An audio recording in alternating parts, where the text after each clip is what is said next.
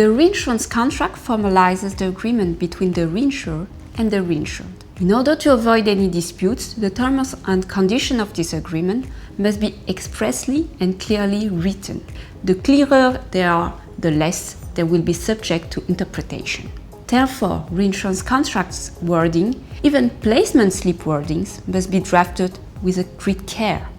Let's travel through these wordings. A reinsurance contract encompasses traditionally general conditions and special conditions. Appendixes may be added.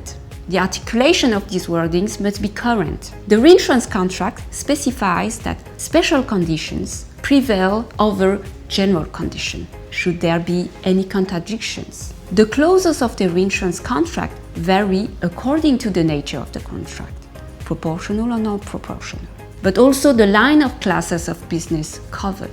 Some clauses are more specific to the nature of the treaty or of the lines of business. We will develop this in some of the other videos. There is, however, a common core of clauses for all reinsurance contracts. In this common core, we distinguish two categories of clauses: standard clauses and liability clauses. Standard clauses are clauses that work autonomously or almost as such. They may include a claim advice, claim notification, or claim referral clause that specifies when and how claims must be notified to the reinsurer, and may name the information and supporting documentation to be provided. A right of inspections or inspection of records clause that defines how the reinsurer may access the reinsured's record at his offices.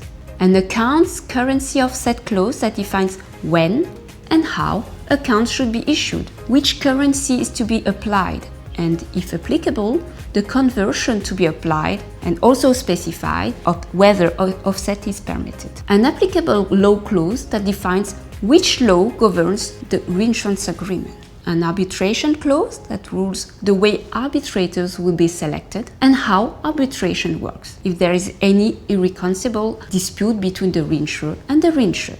A termination clause that specifies when each party may request anticipated termination of the agreement. A confidentiality clause that defines the duties of each party to keep the agreement confidential. A personal data protection or GDPR clause that specifies the duty of each party with respect to personal data protection. A sanction and embargo clause that describes the duties of each party with respect to international sanctions.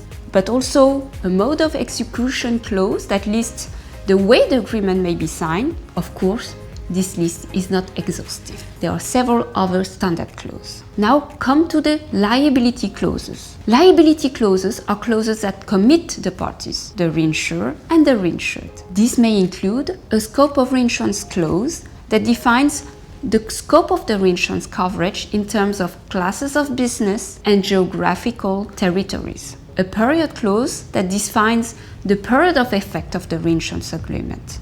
This should not be confused with the period of coverage of the agreement, which may vary whether it is on risk attaching or loss occurring basis. A limit of retention clause that specifies the scope of liability of the reinsurer, retention of the cedent, deductible, limit, share, etc. And an ultimate net loss clause that lists the item to be included on the claims amount, but also a limitations clause that defines the condition to comply with in order to trigger coverage.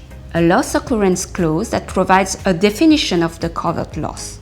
This clause will be developed in our next video. And a change in law clause that specifies the impact of a change of law on the parties' liabilities. According to this clause, reinsurance terms and conditions may be renegotiated should the change of law have a significant impact on the initial agreement. Once more, this list is not exhaustive. There are other many clauses which can lead us onto an even longer journey. Each clause cannot be taken independently without consideration of the other clauses. An articulation of the whole of the clauses is key.